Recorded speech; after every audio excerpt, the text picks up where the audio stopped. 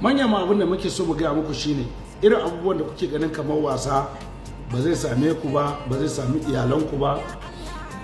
Matukar za ka gama aiki a ƙasar nan ka gama ka daina aiki, iya satar da kai so kake ka koma ka huce ka ci a zaune daga kai sai 'yan iyalanka waɗanda ka tara da irin kuɗin da ka samu za ka ce su a huce.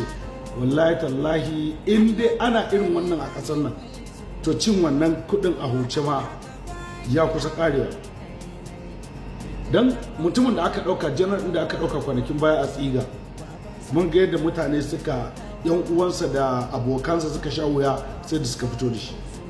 Yanzu wannan harin da aka kai a Makarfi shekaran jiya, wannan harin wanda aka kai wa wannan harin za su ɗauka wani custom ne, wani ritaya ne na custom da suka je garin nan za su ɗauki mutumin nan a Makarfi inda ka san yadda ake yaƙi a Gaza haka aka yi ɓarin wuta a Makarfi tsakaninsu da sojoji kamar ana yaƙi a Gaza. Idan ka ji kukan bindigan mutanen nan, in ka ji kukan bindigan mutanen nan sai ka ji tsoro, sai ka tabbatar da cewa lallai ƙasar nan ba ƙaramin bala'i muke ciki ba.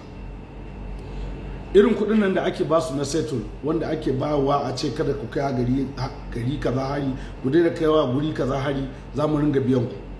Wannan kuɗaɗen fa da kuke tara musu babu shakka makamai suke sayar da su.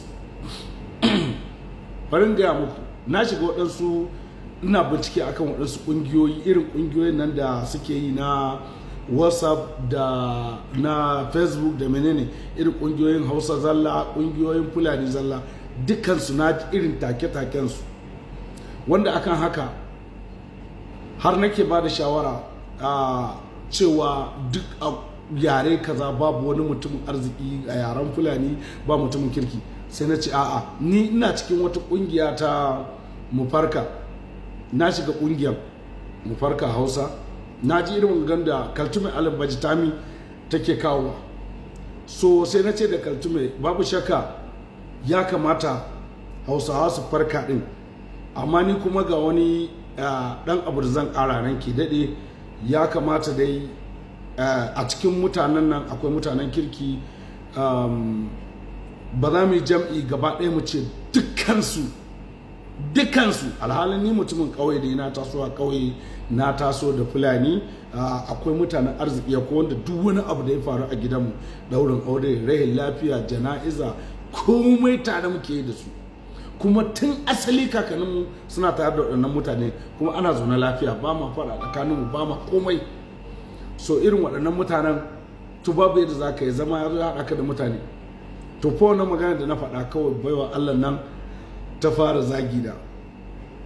To ni kuma dama ina da waɗansu manya-manyan ashariya a ajiye wanda na adana su, duk da sun yi ƙura, na ɗauko su na kakkaɗe su. Lokacin nan da na ringa zuba mata wancan ashariya, ta biyo ni private ta ce ta rantse da Allah tunda take ba ta taɓa jin an mata zagi irin wannan ba a duniya.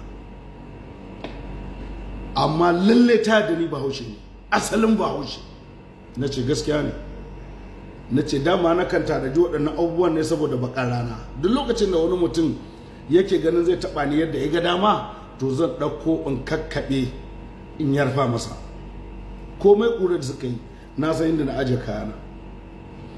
To su ma Fulanin akwai waɗansu ƙungiya da na shiga a cikin Facebook da shauran waɗansu gurare, su ma da na ji irin wato irin yadda wannan ƙungiyoyi na Hausawa suke, su ma haka Fulanin suke da irin wannan ƙungiyoyin. Amma abin mamaki sai nake jin ana cewa ai waɗansu sun tazo suna cewa a farka Hausawa, a ci menene Hausawa suna ta magana za a yi wa Fulani kaza.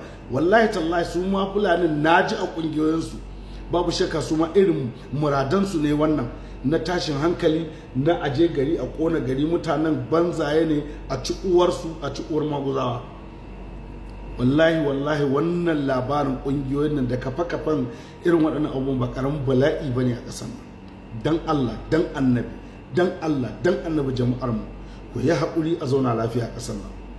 Wannan tashin hankalin babu abin zai jawo mana sai masifa da tashin hankali. Babu shakka idan Hausawa sun ce za su farka, tunda kowane ne mutum da yaren Hausa ma yake magana a arewacin Najeriya, Hausa ta danne shi ko ya so ko ya ƙi, Hausa ta danne shi. in ma me za a yi da yaren Hausa zai magana, kuma me da yaren Hausa zai magana. So don haka ya kamata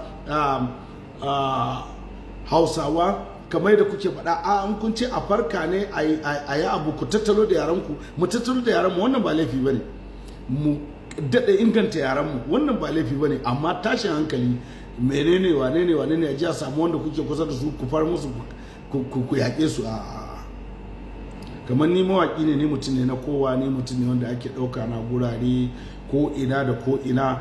Babu yadda za a yi in ware wasu ƙabila arewacin Najeriya in ce a yaƙe su, a'a ni ba zan iya faɗin haka ba. Illa fata na Ubangiji Allah ya kawo mana zaman lafiya a wannan ƙasa, Allah ya sa mu zauna lafiya. Fata na kenan, ne muku fata alkhairi, ina gaida kowa da kowa.